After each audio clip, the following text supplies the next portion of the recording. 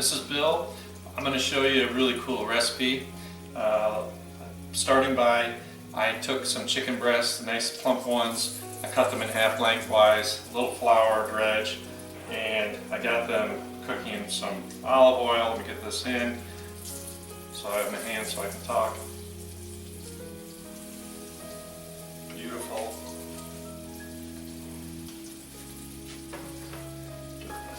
My flour. Obviously, there's not a whole lot of seasoning to this, so I'm going to just grind a little fresh pepper on top so I flip them over, because we're going to use what's in this pan to make the sauce. So this is like this Venetian chicken recipe I came up. We're going to serve with a side of pasta, and it's kind of fun. Wasn't sure exactly. I was trying to convert a recipe that I knew from a long time ago that was real basic with like ground beef, and I thought, well, let's try and do something a little different. So first off, we started by, I've got half a pound of pancetta that I cooked in this pan with a little olive oil, cooked it till it's really crunchy, and we're going to put that all back together in the end. So in this pan, I have the olive oil, and obviously as you're cooking the chicken, you want to keep adding enough olive oil to keep it from drying out and sticking. And I'm just going to, as these chicken pieces are finishing up, I'm just going to layer them in my pan here. And they look pretty good. The last ones always look the best because they get all the little crusties from the burned flour. Really doesn't take long. I just want to see the color turn from pink coming over the edges, so I know that it's done on the bottom. You really kind of don't get a second chance. And they're shrinking up pretty good, so I know they're cooking. So pretty hot. Yeah, just want to get a little color out of them.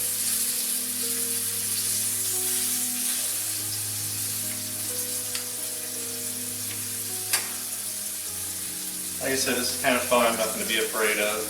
Got some unusual ingredients, but basically we're just going to throw this all together. When I did it, it was just kind of a test first time, so I just did it all in the pan.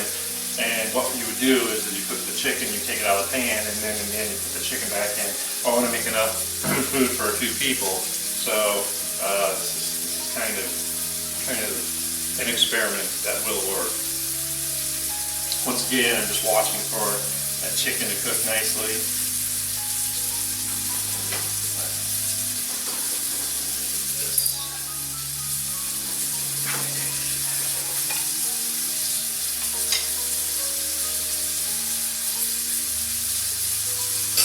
If you don't have a pair of these tongs, it's really worth it, especially when you're cooking chicken. These aren't the tongs you use on the grill. These are just regular kitchen, probably from a restaurant supply house. No name or anything else, probably. I found something that probably said made in China. But they work really well. They're really well made. They're good stainless. I've had them forever and they work. Yeah. All right. So I'm going to turn it down once again. We're going to go to the next step. Try to get this chicken on top here.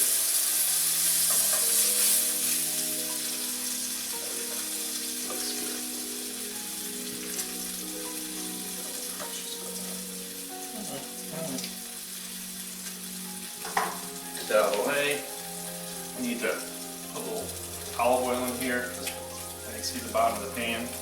So obviously there's flour in here, so it's going to kind of make the gravy part of the sauce.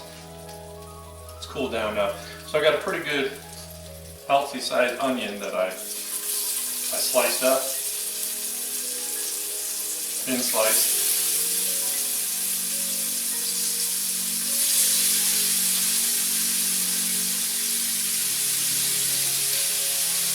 Started.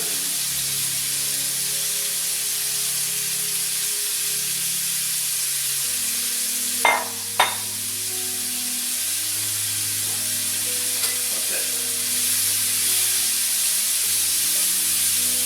So they're going to turn color real quick.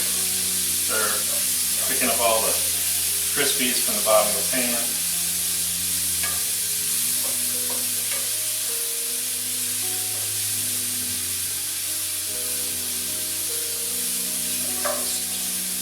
I want to get these to start to soften up here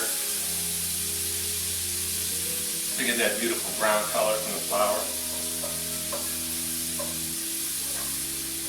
Okay.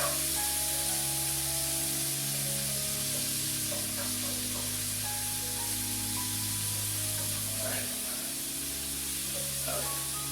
It's happening just where I want it. And the flavor from the pancetta is really added to the chicken. It's going to help this onion. Then we got another unusual ingredient, but this is very Italian kind of thing to do. I got some anchovies. They say to put them on a paper towel to dry, but I couldn't figure out how to make that work without it sticking and making a mess. So these are decent fillets. I didn't buy the cheapest ones, but they're not the most expensive. And I put them on a coffee filter to absorb the grease. The reason is because they use olive oil, but I'm sure it's not the best quality olive oil. That was just recommended to me, and I did it last time, so I'll do it this time. And if you're thinking that's kind of gross, we're going to cook this long enough that everything's going to really break down. There's going to be no onion left. There's going to be no anchovies in here. And I did have someone already ask me, a friend of mine, when we were talking about this recipe, about using anchovy paste. The only thing I would discourage that is because it's basically they make the paste by putting a lot of other stuff in, like a lot of olive oil. That's how they make it a little liquid. And you're really not gonna notice these anchovies once it's all done cooking. So I would stick with the anchovies. And you kind of need it. This kind of a salty, from the sea kind of flavor you get. It's not just adding salt. And they're already really breaking down a little deep. You can see the onions are cooking down pretty good.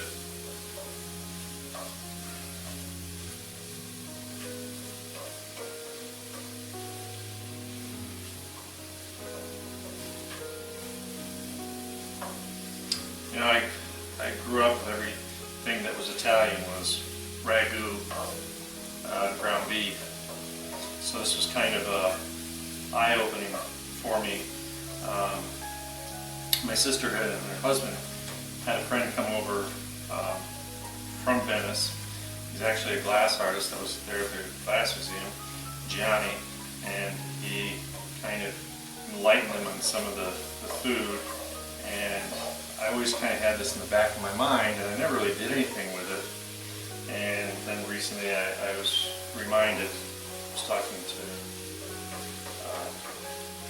my brother-in-law, and reminded about this way of cooking. And so I did a little research. So this is all really pretty nicely cooked down. Now, one of the things he taught me is I got half a cup of vodka. I know this sounds strange, but you really need this to kind of break down any of the oil or grease in here. And don't buy the cheap stuff. This is actually like off-brand, but it actually tastes good.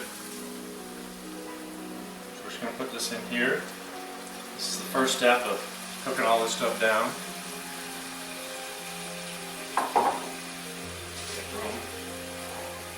Such a mess over here. So I want this to cook the alcohol out before we do anything else. So we're going to cook this for about 5 minutes. You'll be able to tell because the alcohol, it's high alcohol content vodka, so it's going to cook down really, really quickly. You know, this is what's really fun when you have a meal like this that does have some extra ingredients. If you have a nice big kitchen, which mine's medium size, this is a great way to engage a family and have a party and let everyone have a job cutting something or measuring something, and just, you know, this is a good time to break out a decent bottle of wine. This is an Italian wine, it's called Agave. This one in particular, I like it. It has a lot of depth to it, still reasonably priced. The market's kind of crazy right now and some of the prices are fluctuating a few dollars. You know, I'm not used to that. I'm used to prices going up and down a few pennies. But whenever I get it's on sale or got a coupon or something, I do buy it. This is definitely a good Italian wine. It's a little nicer than your Pinot Grigios, which tend to be a little lighter and not a whole lot of depth to them. This is a really good wine to try. And once again, I need to put a little splash of wine in this recipe, so I want to have a better wine. So I make sure I don't drink it all. And I do talk a lot about wine. Most of you probably realize that I'm not drinking wine when I'm cooking, and that's because I would not be able to pull this off. I would be on the floor laughing too much and missing everything, and y'all would be real mad at me. So I'll stick to not drinking when I'm cooking on camera. And there's usually a whole lot of activity in my kitchen when I cook, but you can't videotape that. Alright, so literally there is nothing left of the anchovies. The onions are really starting to fall apart. I only sliced them because I did want a little bit of texture to them. There's not going to be a whole lot to it, but alright, so that's done. So now this is really simple. I've got a cup of chicken stock. I'm going to pour it in here. Now you can see where this is kind of going. Now I've got a nice little stock thing going here.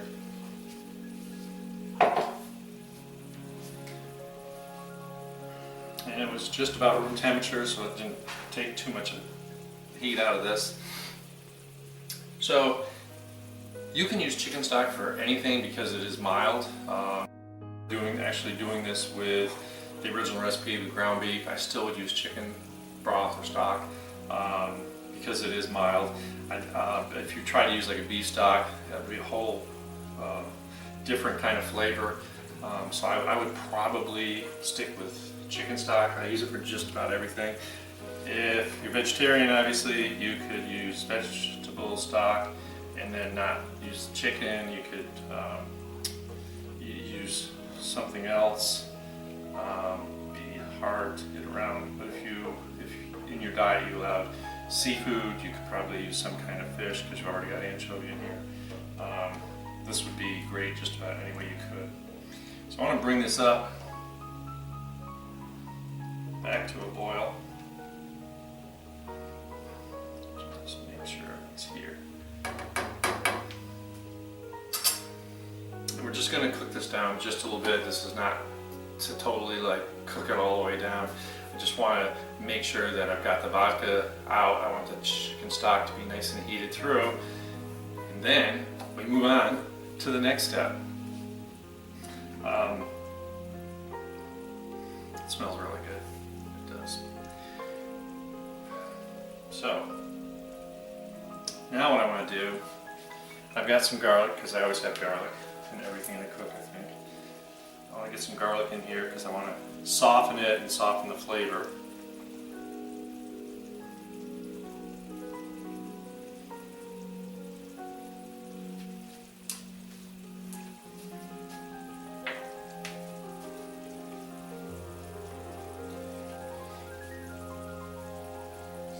Just want to get that going here.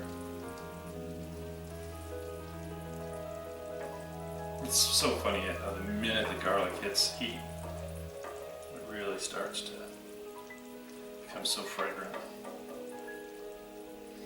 I used to not like garlic because it can be pungent. You really have to learn how to cook it and how to make it work for your recipe. It's good heart health. Okay, this is looking pretty good. Got the garlic just starting to soften up. I got a good boil going in here. So next thing I do, I've got some red chilies. This is really great because it's going to add a little bit of flavor and a lot of color.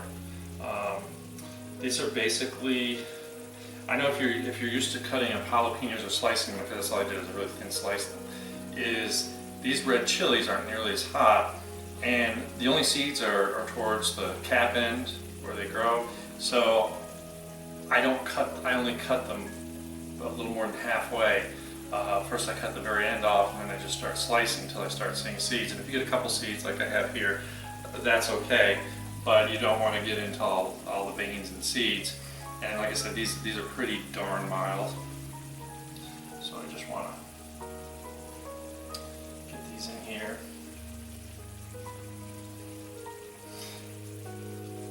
And I feel that a recipe like this, you're not trying to create heat. And you could use crushed red peppers, by the way, if you couldn't find any peppers you really like, just a little bit, maybe a teaspoon. But the key to this is that you want to get just a little bit of flavor, so you're not overwhelmed. And see, there's not a whole lot here.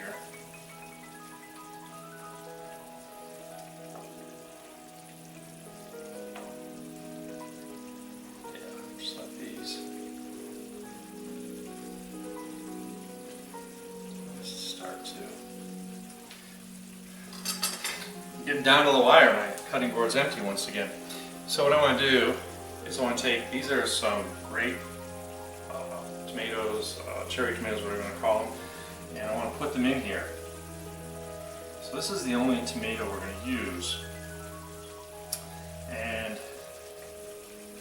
this is kind of interesting. So this is where, just in here, I'm going to take a little break, because you want to cook these until they really soften. You're going to see they're going to just start to pop. And I did cut them in half. I tried whole, and I just found it took longer than I wanted. I'm impatient sometimes. And I probably... So we're not making tomato sauce, we're just putting some tomatoes in here. And what do you get from tomatoes? You get acid. So that's going to add to this sauce. So we've got a little heat. Got a little tomato stuff going on here, and I just want to make sure everything's kind of evenly spread around so it's covered. This cooked down quite a bit, so I've got a bunch of chicken. I'm probably going to watch this because I've got to cook it for at least 10 minutes. I'm thinking it's going to have to cook down for about closer to 20 minutes to get these tomatoes softened. Probably going to add half a cup more of the chicken stock. So we're going to let this cook. When we come back, I'm going to tell you exactly how long it took and if I did add some chicken stock, and then we're going to finish it up. So I'll see you back in about 15-20 minutes. Alright, we're back. Actually, I let it cook for about 15 minutes because we are going to finish it in the oven for about 10 minutes just to heat the chicken back through. So we're going to do a quick finish up of this. I got a little saffron. I'm going to throw a few threads in here. A little interesting flavor and color to it.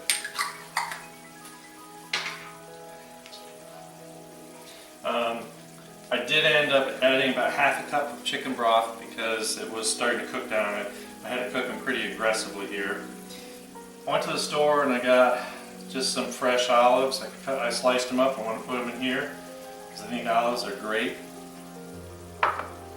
And then I went out, cut some fresh Italian parsley and put in here. At this point, we're just heating stuff through, so I go ahead and turn off. And I need to splash in some white wine. I want to stir it all up.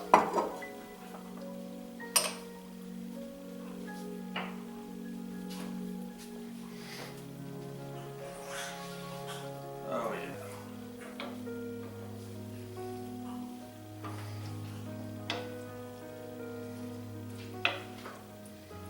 Oh, I love the olives.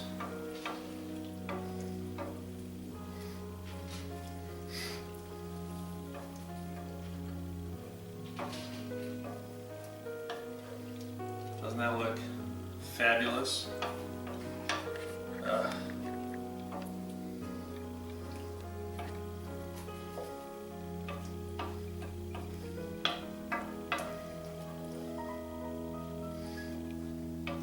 tomatoes have really softened. They're like just fall, you know, just ready to pop. They're beautiful.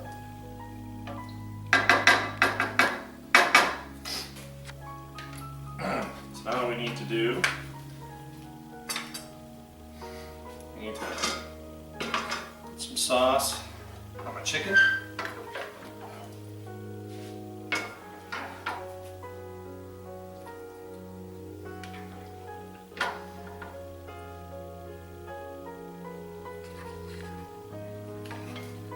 Chunky stuff out.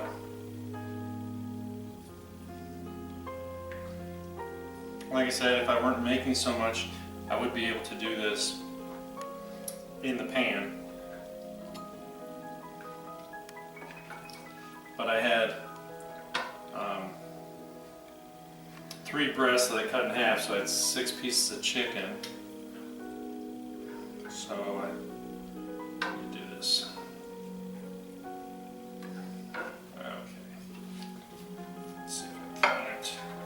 Successfully. I know I'm right-handed, so you can't really see this.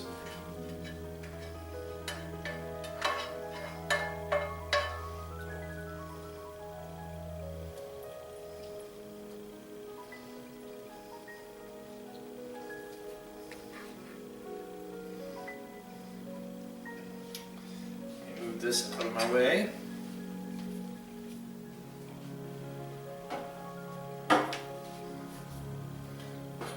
Basically, this is what it looks like. I want to top with some nice crunchy pancetta.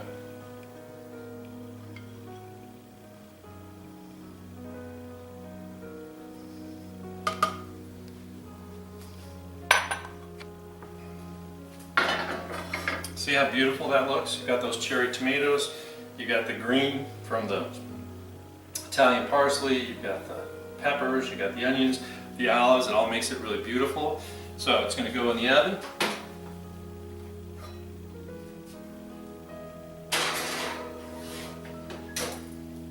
We'll see you back here in 10 minutes. All right, in a few minutes, get this out. A little toasty here.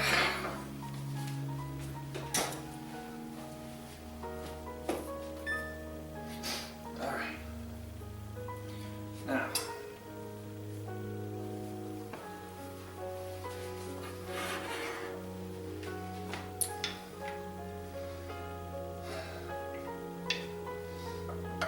dig in here.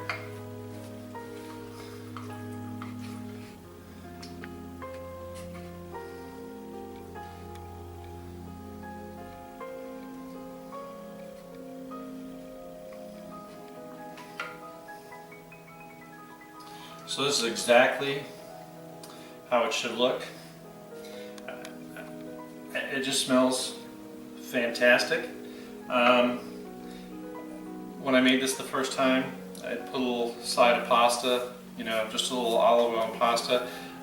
You can put a little red sauce if you'd rather. Just don't have a whole lot of flavor to it. Just maybe some fresher kind of tomato sauce. But this absolutely looks divine. My mouth is watering when I'm trying to talk. This is unbelievable. And you know, so while you've been in the kitchen and cooking and with all your friends or family or whoever, now it's time to probably open up that second bottle of wine and enjoy your dinner. I hope you really enjoy this. I hope you try it. Obviously, if you're not a big fan of olives, capers will work. In fact, I've seen versions of this that use capers, but to me the olives just give, I like the texture and flavor that the olives add. Either way, it's kind of a brine. But this is really great. Hope you try it. Definitely want you to subscribe. You know, come on, let's get my numbers up. I need you guys to help me, and comment. Try it. If you have any questions, you're not sure about something, I'll certainly respond and help you out. So all I know is I'm going to enjoy this as a great dinner, and I hope you do too.